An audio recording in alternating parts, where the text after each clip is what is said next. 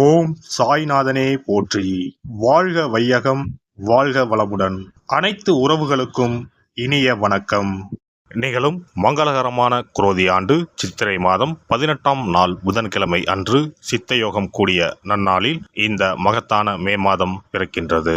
இம்மாத கிரகநிலை என எடுத்துக்கொண்டால் மேசத்தில் சூரியனும் சுக்கிரனும் இணைவில் உள்ளனர். ரிஷபத்தில் குரு பகவானும், கன்னி ராசியில் கேது பகவானும், சந்திர பகவான் மாத தொடக்கத்தில் மகர ராசியிலும், கும்பராசியில் சனி பகவானும், மீன ராசியில் ராகு பகவான், செவ்வாய் பகவான், புதன் பகவான் சஞ்சாரம் செய்கின்றனர். இம்மாத கிரக பயிற்சி என எடுத்துக்கொண்டால் புதன் பகவான் மே மாதம் 10ஆம் தேதி மீன ராசியில் இருந்து மேச ராசிக்கும், சூரிய பகவான் மே மாதம் 14ஆம் தேதி மேச ராசியில் இருந்து ரிஷப ராசிக்கும், சுக்கிர பகவான் மே மாதம் 19ஆம் தேதி மேச ராசியில் இருந்து ரிஷப ராசிக்கும் பயிற்சி அடைகின்றனர். இந்த கிரக சஞ்சார அமைப்பினால் இம்மாதம் உங்கள் வாழ்வில் ஏற்படக்கூடிய சுப மற்றும் அசுப பலன்கள் என்ன என்பதனையும், அசுப பலன்கள் ஏற்படுமாயின் ராசிக்காரர்கள் செய்ய வேண்டிய பரிகாரம் என்ன, வணங்க வேண்டிய தெய்வம் யார் என்பதனை பற்றியும் காண்போம்.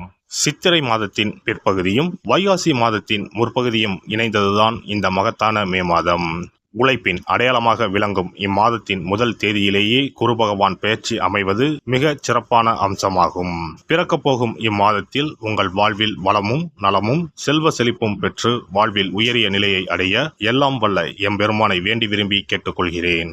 எப்போதும் துருதுருவென செயல்படும் மேசராசி அன்பர்களே, குடும்பத்தில் ஒற்றுமை நிறையும், இல்லத்தில் சுபகாரியங்கள் நடக்கும், அரசாங்கத்திலிருந்து எதிர்பார்த்த சில உதவிகளும் கிடைக்கும், பண வரவுகள் தேவைக்கு ஏற்ப சாதகமாக இருக்கும். சேமிப்பு குறித்த செயல்களில் கவனத்துடன் இருக்கவும், மனதளவில் சிறு சிறு சலனங்கள் தோன்றி மறையும்.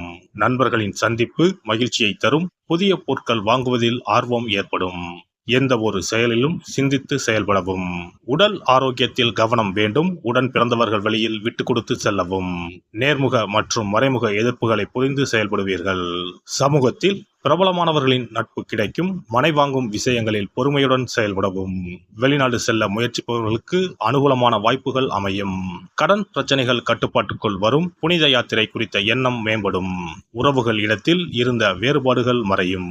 பெண்களை பொறுத்தவரை பேச்சுக்களில் பொறுமையை கையாளவும், செயல்பாடுகளில் ஒருவிதமான சோர்வுகள் உண்டாகும். பிள்ளைகளின் தேவைகளை பூர்த்தி செய்வீர்கள். ஆடம்பரமான செலவுகளை தவிர்ப்பது நெருக்கடிகளை குறைக்கும். விலை உயர்ந்த பொருட்களில் கவனம் வேண்டும். மற்றவர்களின் தனிப்பட்ட செயல்களில் தலையிடாதிருப்பது நல்லது. தனிப்பட்ட சேமிப்பு சார்ந்த விஷயங்களில் ரகசியம் வேண்டும். மனதிற்கு நெருக்கமானவர்கள் மூலம் சில மாற்றமான தருணங்கள் உண்டாகும். தம்பதிகளுக்குள் புரிதல்கள் உண்டாகும். மாணவர்களுக்கு புதிய முயற்சிகளில் ஆலோசனை பெற்று மேற்கொள்ளவும், ஆசிரியர்கள் இடத்தில் அனுசரித்து செல்லவும். வாகன பயணத்தில் மிதவேகம் மிக நன்று. விளையாட்டுப் போட்டிகளில் மாறுபட்ட அனுபவம் ஏற்படும். உயர்நிலை கல்வியில் சில புரிதல்களும் மறைமுகமான விரயமும் உண்டாகும். ஆராய்ச்சி தொடர்பான சிந்தனைகள் மனதில் அதிகரிக்கும். நண்பர்கள் வழியில் அலைச்சல்கள் உண்டாகும். வியாபாரிகளுக்கு தொழிலில் இருந்த போட்டிகளை சாதுரியமாக வெற்றி கொள்வீர்கள். எளிதில் முடியும் என எதிர்பார்த்த சில பணிகள் அலைச்சல்களுக்கு பின்னரே சாதகமாகும். புதுமையான செயல்களில் தக்க ஆலோசனை பெற்று ஈடுபடவும். வீண் செலவுகளை தவிர்க்கவும். வேலையாட்கள் விஷயத்தில் பொறுமை வேண்டும். கூட்டாளிகளிடத்தில் தேவையற்ற விவாதங்களை தவிர்க்கவும். இழுபறியாக இருந்து வந்த வசூல் பிரச்சனைகளுக்கு தீர்வு கிடைக்கும். பணிபுரிவோருக்கு நீண்ட நாள் ஆசை நிறைவேறும். மற்றவர்களை நம்பி வெளிப்படையாக பேசுவதை தவிர்க்கவும். வெளியூர் தொடர்பான புதிய வேலை வாய்ப்புகளுக்கான முயற்சிகளில் புதிய அனுபவம் கிடைக்கும். வேலைகள் சம்பந்தப்பட்ட பயணங்களால் நன்மை உண்டாகும். உயர் அதிகாரிகளின் மறைமுகமான ஒத்துழைப்புகள் கிடைக்கும். விவசாய உபகரணங்களை பழுது நீக்கி சீர் செய்வது தாமதத்தை குறைக்கும். நீர் வரத்தினை அறிந்து பயிரினை தேர்வு செய்யவும். அரசியல்வாதிகளுக்கு வழக்கில் சாதகமான தீர்ப்பு கிடைக்கும். பேச்சுகளில் அனுபவ அறிவு வெளிப்படும். அதிகார பதவியில் இருப்பவர்களின் நட்பு கிடைக்கும். நேர்மைக்கான மதிப்புகள் தாமதமாக கிடைக்கும். அதிகாரமான பேச்சுக்களை சூழ்நிலை அறிந்து பயன்படுத்தவும். தொண்டர்களின் ஆதரவால் நினைத்த சில பணிகளை முடிப்பீர்கள். கலைஞர்களுக்கு புதிய முயற்சிகள் ஈடேறும். பொருளாதார உயர்வு குறித்த சிந்தனைகள் மேம்படும். தன வரவுகளில் ஏற்ற இறக்கமான சூழ்நிலைகள் அமையும். தனித்திறமையை வெளிப்படுத்துவதற்கான சூழல்கள் உண்டாகும். அவ்வப்போது உங்களை பற்றிய கிசுகிசுக்கள் தோன்றி மறையும். பயணங்களால் உடல் அசதிகள் தோன்றி மறையும். புதன்கிழமை தோறும் அருகில் இருக்கும் பெருமாள் கோவிலுக்கு சென்று வழிபட்டு வர செயல்களில் இருந்த தடைகள் மற்றும் தாமதங்கள் நீங்கும். இம்மாத துவக்கத்திலேயே குரு பெயர்ச்சி இருப்பதனால் உங்களுக்கு அருகில் உள்ள குரு பரிகார ஸ்தலங்களுக்கு சென்று குரு பகவானை வணங்கி வரலாம். குரு பகவான் திட்டை வசிஷ்டேஸ்வரர் ஆலயத்தில் சுவாமிக்கும் அம்பாளுக்கும் இடையில் ராஜகுருவாக எழுந்தருளி அருள்பாலித்து வருகிறார். இவருக்கு இந்த தலத்தில் ஆண்டுதோறும் குரு பெயர்ச்சி விழாவும் அதனையொட்டி லட்சார்ச்சனையும் குரு பரிகார ஹோமங்களும் சிறப்பாக நடைபெற்று வருகின்றன. இங்குள்ள குரு பகவானை வேண்டினால் கல்வி செல்வம், பொருள் செல்வம், குழந்தை செல்வம் உள்பட அனைத்து செல்வங்களும் எளிதில் கிட்டும். சிறப்பு பதிவு.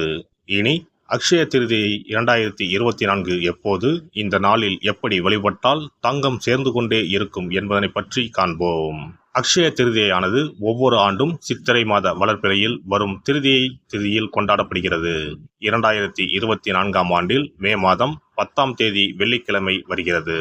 அன்று காலை 6:33 துவங்கி மே 11ஆம் தேதி காலை 4:56 வரை திருதியை திதி உள்ளது. மகாலட்சுமிக்கு மங்களகரமான வெள்ளிக்கிழமையில் இந்த ஆண்டு அட்சய திருதியை வருவதால் இது கூடுதல் சிறப்புடையதாகவும் அதிக முக்கியத்துவம் வாய்ந்த நாளாகவும் கருதப்படுகிறது. இந்த ஆண்டு அட்சய திருதியை அன்று அபுஜ முகூர்த்தம் இணைந்து வருகிறது. அன்றைய தினம் நாள் முழுவதும் அபுஜ முகூர்த்தம் உள்ளது. அபுஜ முகூர்த்தத்தில் எந்த காரியத்தை துவங்கினாலும் அது வெற்றி அடையும் என்பது நம்பிக்கை. அதனால்தான் இந்த நாளில் தங்கம் வாங்குவது மிகவும் மங்களகரமானதாக சொல்லப்படுகிறது. தங்கம் வாங்க முடியாதவர்கள் அந்த நாளில் மங்களகரமான பொருட்களை வீட்டிற்கு வாங்கினாலும் உயர்வான பலன் ஏற்படும் என்பது நம்பிக்கை. புராணங்களின்படி திருமாலின் அவதாரங்களில் ஒன்றான பரசுராமர் அவதாரம் செய்தது அட்சய திருதியை தினத்தில்தான் என்று சொல்லப்பட்டு வருகிறது. அதனால்தான் இந்த நாளில் பெருமாளை வழிபடுவது உயர்ந்த பலனை தரும் என சொல்லப்படுகிறது. அட்சய திருதியை அன்று அதிகாலையில் எழுந்து குளித்துவிட்டு சுத்தமான ஆடைகளை உடுத்த வேண்டும். பிறகு கோவிலுக்கு சென்றோ அல்லது வீட்டின் பூஜை அறையிலோ விளக்கேற்றி வழிபட வேண்டும். பிறகு மகாலட்சுமி தாயாரையும் பெருமாளையும் வழிபட வேண்டும். அவர்களுக்குரிய மந்திரங்களை சொல்லி பூஜை செய்ய வேண்டும். அன்றைய தினம் மகாலட்சுமிக்கு நைவேத்தியமாக பால் பாயாசம் செய்து படைப்பது மிகவும் விசேஷமானதாகும். அவ்வாறு செய்ய முடியாதவர்கள் எளிமையாக பால் மட்டும் காய்ச்சி வைத்தும் வழிபடலாம். அக்ஷய திருதியை என்பது வசந்த கால விழாவாக கொண்டாடப்படுவதாகும். பெரும்பாலும் இது சித்திரை மாதம் வளர்பிறையின் 3ஆம் நாளில் கொண்டாடப்படும். இது பரசுராம ஜெயதி என்றும் கொண்டாடப்படுகிறது. சமஸ்கிருதத்தில் அக்ஷயா என்றால் எல்லையற்ற அல்லது நிலையான என்பதை குறிக்கிறது. எல்லை இல்லாத அதிர்ஷ்டம், செல்வ செழிப்பு ஆகியவற்றை தரக்கூடிய நாள் என்பது இதற்கு அர்த்தமாகும். புதிய தொழில் துவங்குவது, புதிய வேலையில் சேர்வது, புது வீடு குடிபோவது போன்றவை இந்த நாளில் செய்வது சிறப்பானதாகும். இது வாழ்வில் முன்னேற்றத்தை பெறுவதற்கான ஒரு நாளாக கருதப்படுகிறது. பெருமாளின் 6வது அவதாரமாக பரசுராமரின் அவதார தினமும் இதே நாளில் கொண்டாடப்படுகிறது. பல மங்கள நிகழ்வுகள் நடைபெற்ற நாள் என்பதால் இந்த நாளில் தங்களின் வாழ்வில் மங்களங்கள் நிறைய வேண்டும் என மக்கள் தங்கம், வெள்ளி வாங்குவதற்கான நாளாக இந்த நாளை கருதுகிறார்கள். திருதியை திதியில் என்ன செய்தாலும் அது பெருகிக் கொண்டே போகும் என்பது ஐதீகம். அதனால்தான் தங்கம் அதிகமாக சேர வேண்டும் என்பதற்காக இந்த நாளில் மக்கள் தங்கத்தை வாங்குவது வழக்கமாக வைத்துள்ளனர். அதோடு தங்கம் மகாலட்சுமியின் அம்சமாக கருதப்படுகிறது. எல்லாம் வல்ல இறையருளால் நீங்களும் உங்கள் அன்பு குடும்பமும் உடல் நலம், நீலாயுள், நிறை செல்வம், உயர் புகழ், மெய்ஞானம் ஓங்கி வாழ்க வளமுடன். இந்த வீடியோ பதிவு உங்களுக்கு பிடித்திருந்தால் லைக் பண்ணுங்க, கமெண்ட் பண்ணுங்க, ஷேர் பண்ணுங்க, மறக்காம சப்ஸ்கிரைப் பண்ணுங்க, பக்கத்துல இருக்கிற பெல் பட்டனை கிளிக் பண்ணுங்க. நன்றி, வணக்கம். ஓம் நமச்சிவாய. சிவாய நம.